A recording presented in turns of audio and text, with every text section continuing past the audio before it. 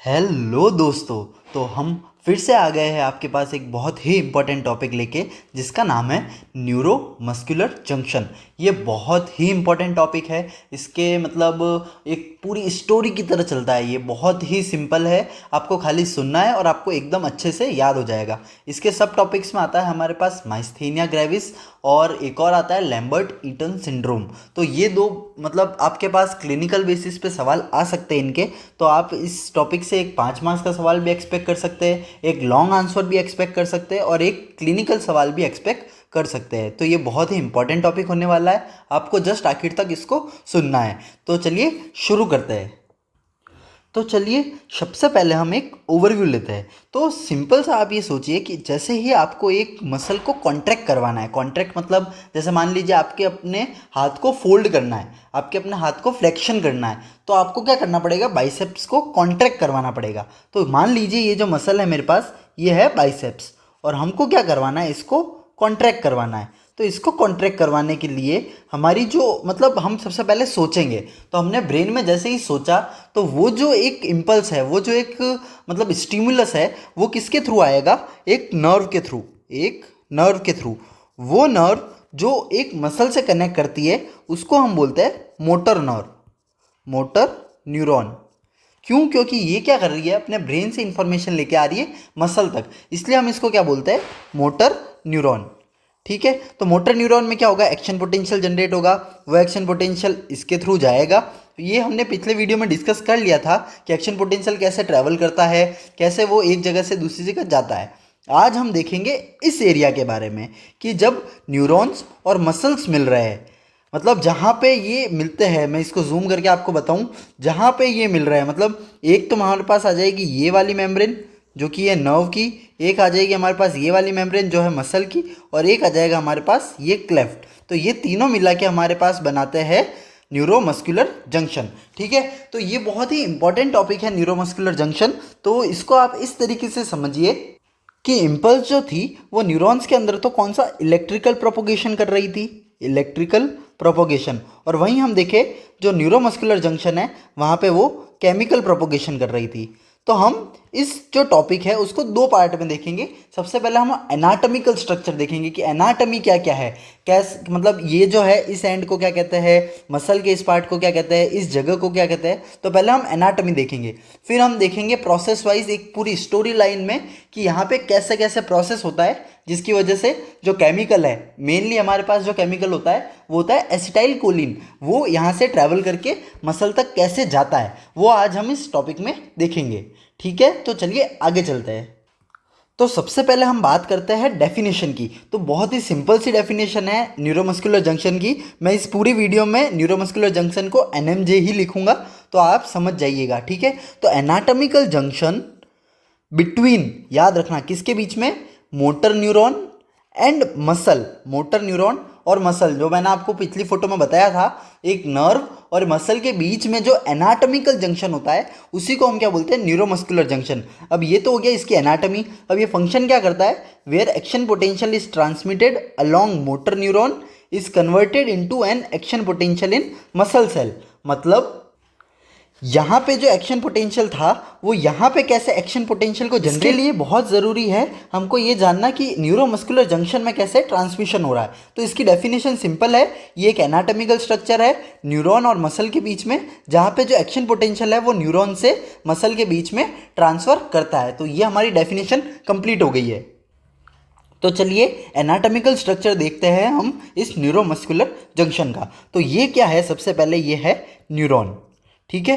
तो इस न्यूरॉन का जो टर्मिनल वाला पार्ट होता है उसको हम बोलते हैं एक्सॉन टर्मिनल। ठीक है। ये वाला जो पार्ट है उसको हम क्या बोल रहे हैं, एक्सॉन टर्मिनल। अब आप इस पार्ट को एक्सॉन टर्मिनल कीजिए या फिर इस पार्ट को, ये दोनों क्या है, एक्सॉन टर्मिनल। ठीक है। यहाँ पे आप देखिएगा कि ये जो मैंने मार्क कर रखा है, ये मैंने आपको पहले भी बताया था, ये होते हैं वेसाइकल्स ऑफ एसिटाइल कोलिन, या फिर जो भी न्यूरोट्रांसमीटर होता है उसके वेसाइकल्स होते हैं, ये जो आपको दिख रहा है। ठीक है। वहीं हम ये स्ट्रक्चर देखें तो या तो आपने 9-10 से पढ़ा होगा, ये है आपका माइटोकॉन्ड्रिया। ये क्या है आपका, माइटोकॉन्ड्रिया। ठीक है। तो यहाँ पे हमारे पास एक तो एक्सॉन टर्मिनल वाला पार्ट है, फिर जो है हमारे पास एक्सॉन टर्मिनल में बहुत सारे वेसाइकल्स है। अब हम बात करें, ये है मसल, ये जो मैं मार्क कर रहा हूँ ये वाला है मसल का पार्ट। तो यहाँ पे आप देखेंगे कि ये फोल्ड्स है, इन फोल्ड्स को हम बोलते हैं junctional folds, junctional folds, junctional folds, ठीक है।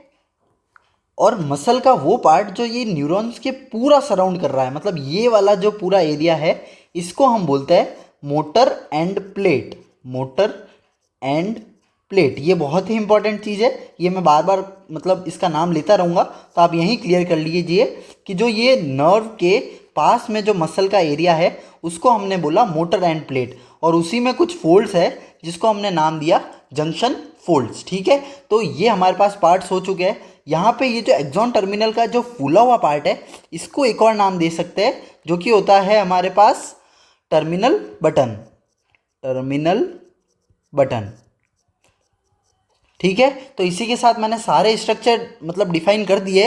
इसको हम एक काम करते हैं, वापस अच्छे से एक बार लिख लेते हैं ताकि आपको एकदम अच्छे से क्रिस्टल क्लियर हो जाएगा। ये आपको एनाटॉमी आना बहुत ज़रूरी है, क्यों? क्योंकि यहाँ पे आपको बार बार ये चीज़ें रिपीट होती हुई दिखेगी आगे जब हम इसकी फिजियोलॉजी पढ़ेंगे। तो आप इसको वापस समझिए, ये है हमारे पास एक्सॉन टर्मिनल,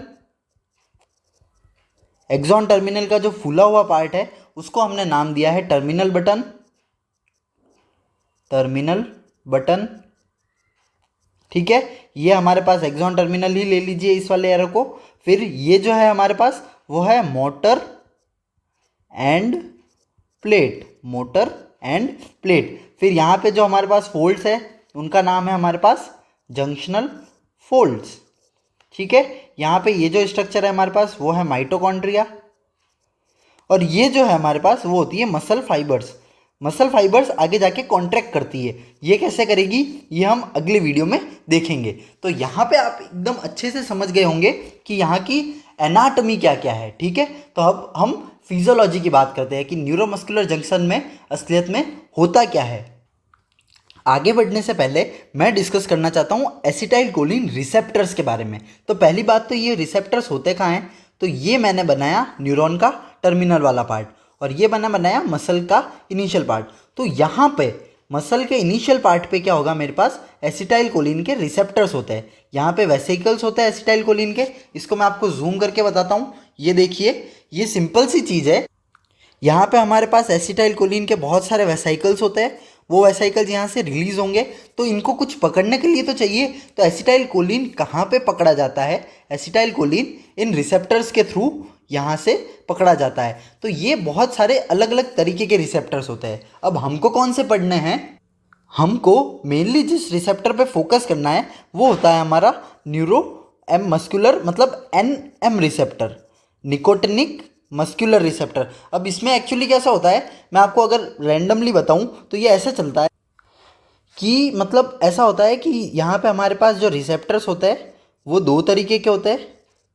एक तो होता है निकोटिनिक रिसेप्टर्स, ये आपके टॉपिक का नहीं है लेकिन एक ओवरव्यू लेने के लिए आप समझ सकते हैं, और एक होता है मस्कैरिनिक रिसेप्टर्स, ठीक है।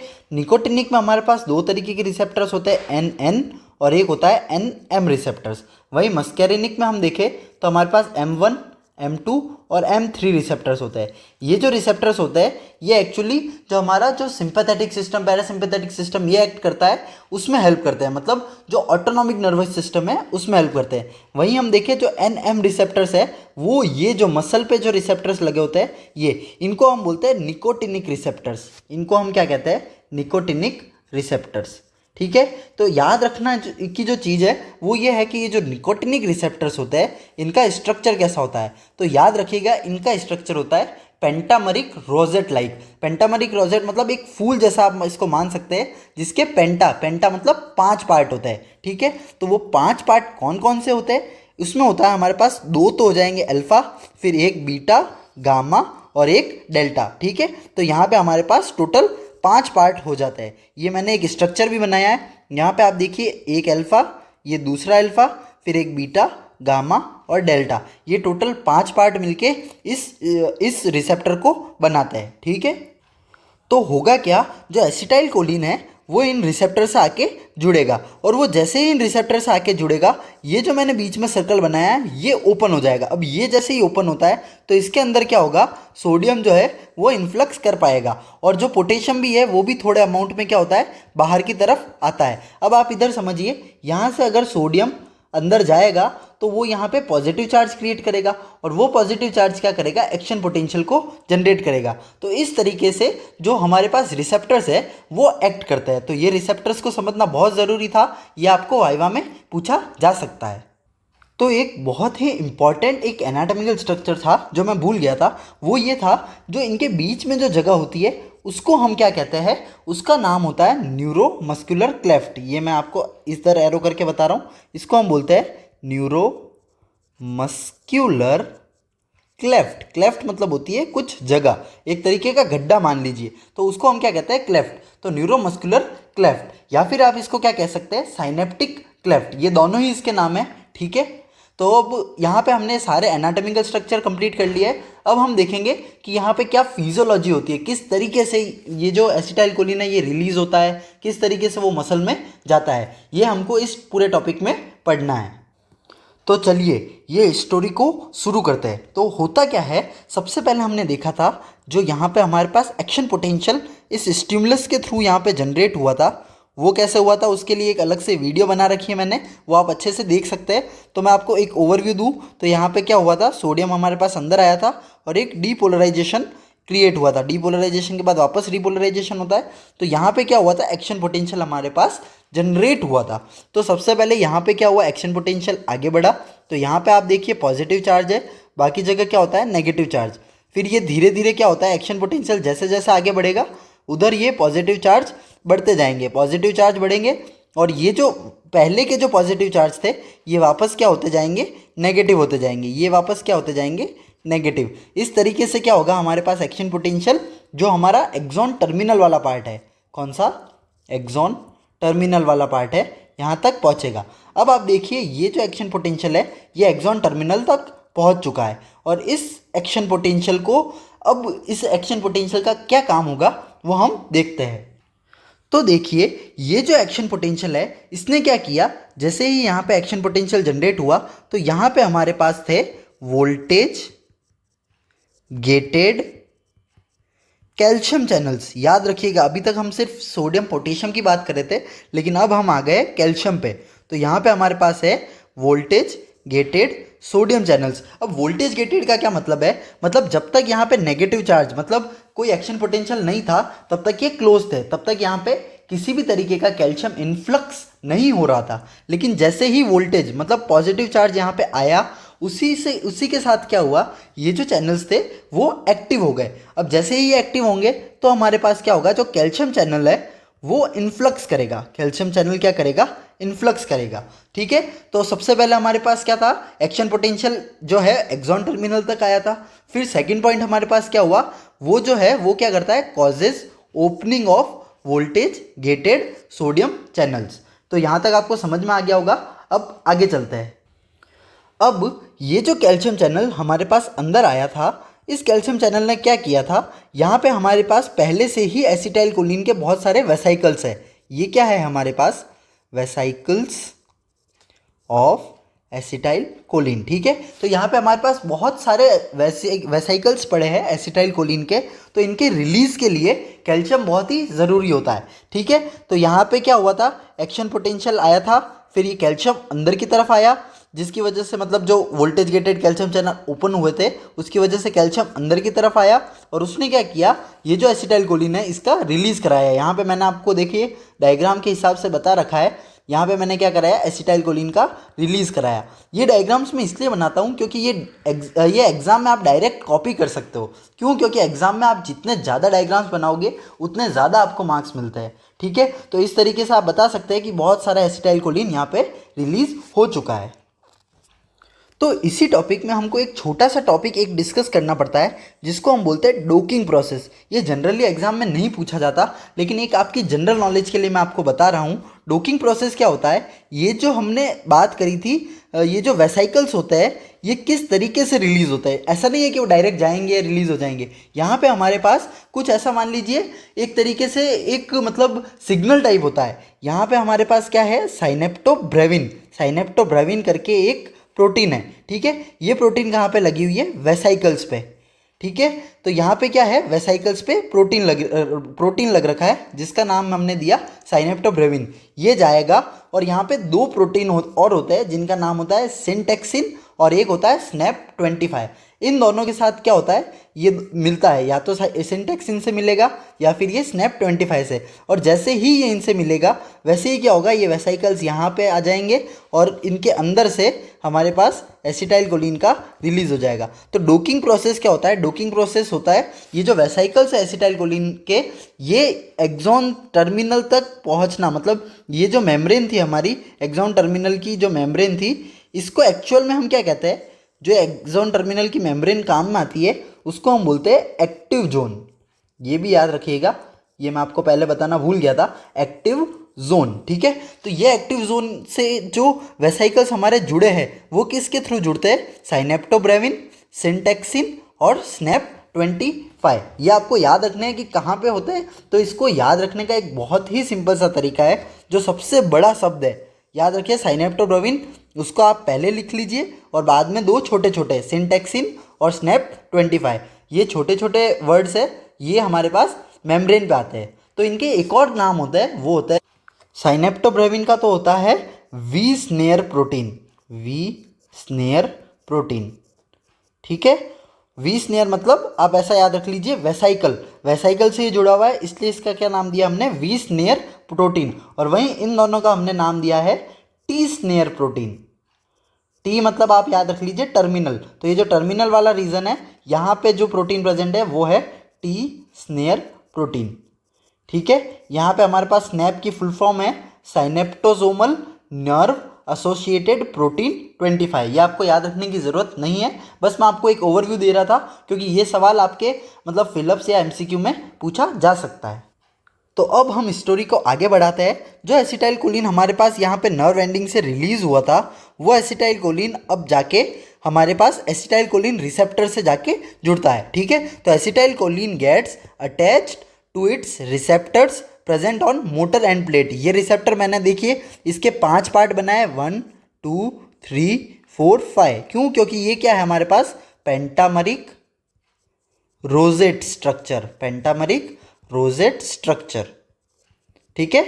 ये मैं बार बार रिपीट इसलिए कर रहा हूँ ताकि आपको याद हो जाए। पेंटामरिक रोजेट स्ट्रक्चर होता है हमारे पास निकोटिनिक एम रिसेप्टर्स का, ठीक है। तो यहाँ पे हम देखिए एसिटाइल कोलिन जैसे ही इनसे जुड़ेगा वैसे ही ये जो हमारे पास है, क्या ये जो हमारे पास चैनल है वो ओपन हो जाएंगे। अब ये जब चैनल ओपन होंगे तो क्या होगा, तो आप देख सकते हैं जैसे ही ओपन होंगे तो हमारे पास सोडियम्स जो है वो इसके थ्रू अंदर जाएंगे और वहीं पोटेशियम थोड़े से अमाउंट में बाहर आएंगे। क्योंकि बहुत सारा सोडियम यहाँ पे अंदर जा रहा है तो वो क्या करेगा, अंदर की तरफ एक तरीके का पोटेंशियल जनरेट करेगा। अब याद रखिए ये जो होता है वो एक्शन पोटेंशियल नहीं होता। सबसे पहले यहाँ पे जो जनरेट होता है वो होता है एंड प्लेट पोटेंशियल। ये क्यों बोल रहा हूँ मैं एंड प्लेट पोटेंशियल, इसलिए बोला क्योंकि ये इसको मैंने आपको पता है एंड प्लेट ही बोला था। तो यहाँ पे मैंने इस यहाँ पे जो पोटेंशियल जनरेट हुआ है उसको एंड प्लेट पोटेंशियल बोला है। ये एक तरीके का हमारे पास लोकल रेस्पॉन्स होता है, लोकल रेस्पॉन्स होता है। अब मैं इसको लोकल रेस्पॉन्स क्यों बोल रहा हूँ और लोकल रेस्पॉन्स क्या होता है, इसके लिए आपको हमारी पुरानी वीडियो देखनी पड़ेगी जिसमें मैंने बहुत अच्छे से लोकल रेस्पॉन्स समझा रखा है। बस आप इतना समझिए, एक्शन पोटेंशियल जनरेट होने से पहले जो पोटेंशियल होता है, मतलब जब तक एक मतलब जो थ्रेशोल्ड स्टिमुलस है वो अभी तक नहीं पहुंचा, उससे पहले जो हमारे पास पोटेंशियल होता है जो मैंने आपको बताया था उसको हम बोलते हैं लोकल रेस्पॉन्स। अगर ये लोकल रेस्पॉन्स थ्रेशोल्ड तक पहुंच जाता है तो हमारे पास एक्शन पोटेंशियल जनरेट होता है। तो यहाँ पे जो लोकल रेस्पॉन्स जनरेट हुआ है उसी को हमने क्या नाम दिया है, एंड प्लेट पोटेंशियल। वो किसकी वजह से जनरेट हुआ, जो सोडियम यहाँ से अंदर आए थे उसकी वजह से ये जो एंड प्लेट पोटेंशियल है ये जनरेट होता है, ठीक है। तो जो ये एंड प्लेट पोटेंशियल है वो एक तरीके का लोकल रेस्पॉन्स था। जैसे ही ये लोकल रेस्पॉन्स एक फायरिंग लेवल जो मैंने आपको बताया था, एक थ्रेशोल्ड स्टिमुलस होता है, अगर उस फायरिंग लेवल तक पहुंच जाता है तो क्या होता है, मेरे पास एक्शन पोटेंशियल जनरेट हो जाता है। तो इसी तरीके से हमने देख लिया कि एक्शन पोटेंशियल किस तरीके से मसल में जनरेट हो गया है। अब दो तीन बहुत ही इंपॉर्टेंट नोट पॉइंट्स हम देख लेते हैं।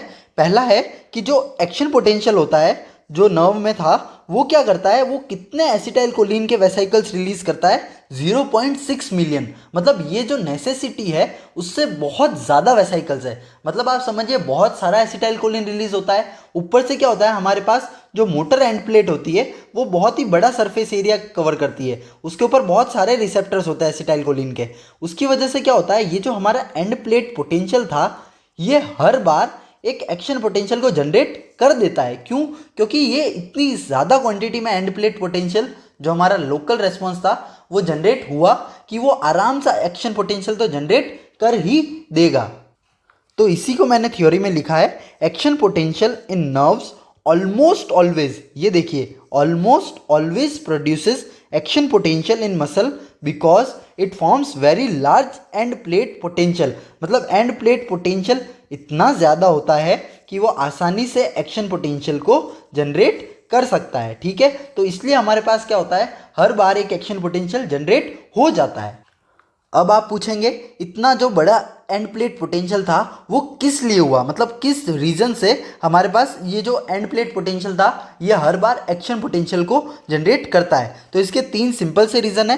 पहला है release of large number of acetyl choline molecules, जो मैंने आपको बताया 0.6 मिलियन तक, मतलब एक ही एक्शन पोटेंशियल से इतने सारे एसिटाइल कोलिन के मॉलिक्यूल्स रिलीज होते हैं। ठीक है, तो पहला रीज़न ये हो गया, बहुत सारे एसिटाइल कोलिन के मॉलिक्यूल्स रिलीज हो रहे हैं। दूसरा रीज़न है one neuromuscular junction have several terminal buttons. मतलब जो एक ही यहाँ पे हम बात करें न्यूरोमस्कुलर जंक्शन की, उसमें बहुत सारे टर्मिनल बटन्स होते हैं। टर्मिनल बटन्स किसको कहा था मैंने, ये जो एक्सॉन टर्मिनल के जो एंड थे उसको कहा था। तो बहुत सारे एक्सॉन टर्मिनल के एंड होते हैं, उसकी वजह से क्या होता है, बहुत सारा एसिटाइल कोलिन रिलीज होता है। फिर हमारे पास तीसरा पॉइंट है, motor end plate is large in size and contains large number of acetyl choline receptor. ये मैंने जस्ट पिछली साइड में बताया कि ये जो मतलब मोटर एंड प्लेट होती है इसका सरफेस एरिया बहुत बड़ा होता है और यहाँ पे हमारे पास बहुत सारे रिसेप्टर्स होते हैं एसिटाइल कोलिन के लिए। तो ये आसानी से एसिटाइल कोलिन को पकड़ लेते हैं और एंड प्लेट पोटेंशियल को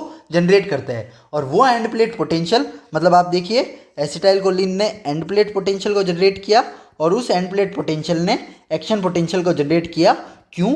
क्योंकि ये जो एंड प्लेट पोटेंशियल था वो बहुत ही हाई था, मतलब बहुत ही ज़्यादा क्वांटिटी में था, इसलिए हर बार ये एक एक्शन पोटेंशियल को जनरेट करता है।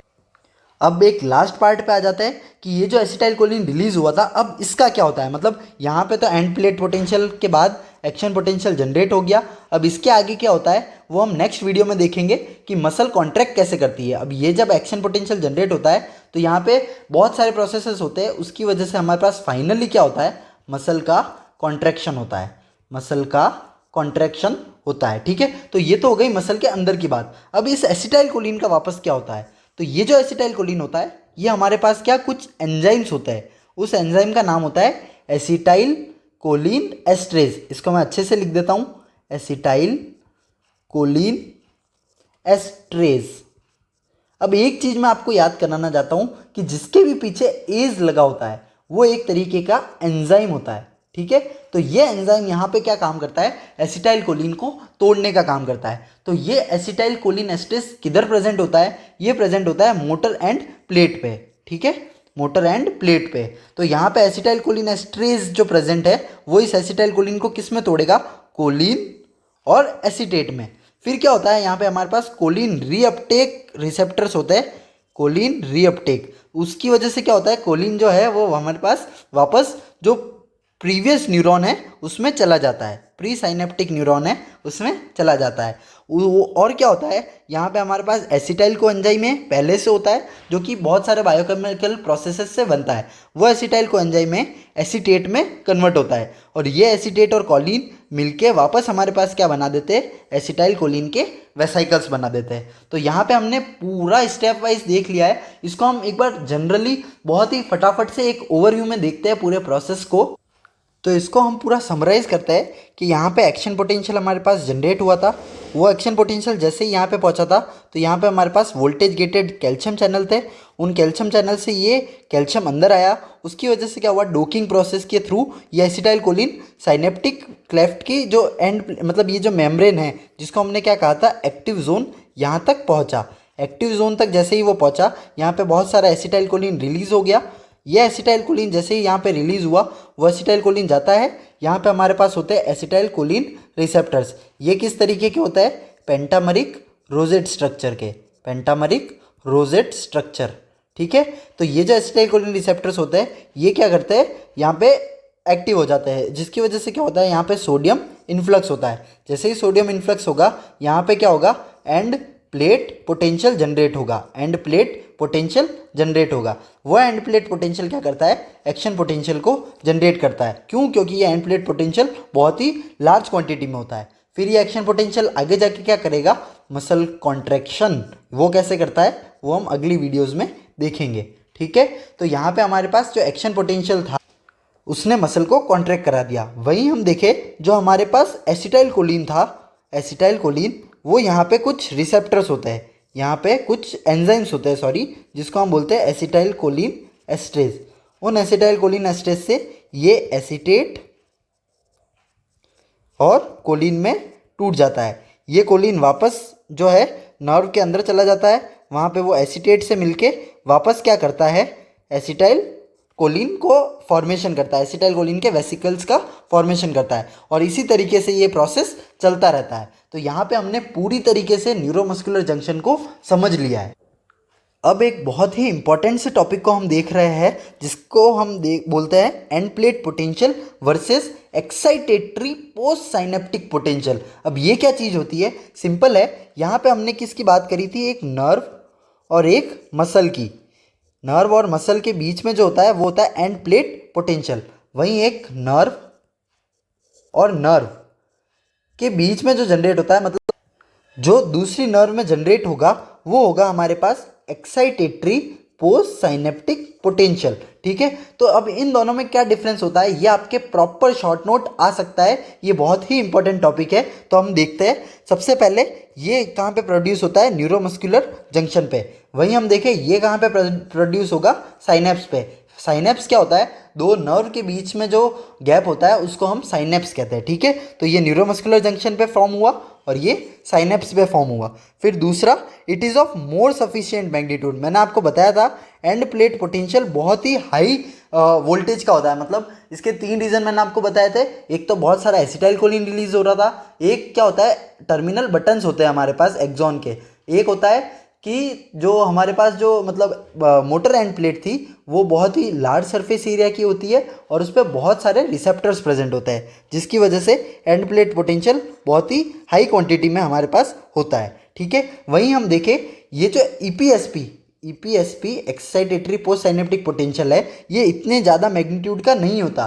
तो क्या बहुत सारा ही ईपीएसपी जनरेट करना पड़ता है तब जाके कहीं एक एक्शन पोटेंशियल जनरेट होता है। तो उसके लिए हमारे पास समेशन एक प्रोसेस होता है, वो हम कभी जो हमारा न्यूरॉन वाला टॉपिक है उसमें डिस्कस करेंगे। उस समेशन की वजह से वो जो है क्या एक एक्शन पोटेंशियल को जनरेट कर पाता है। ठीक है, तो ये आपको डिफरेंस बहुत ही इंपॉर्टेंट है कि वो बहुत ज़्यादा सफिशिएंट मैग्नीट्यूड का होता है और यहाँ पे हमको समेशन की ज़रूरत होती है। फिर हम देखें there is no form of inhibitory transmission. ये बहुत ही इंपॉर्टेंट है।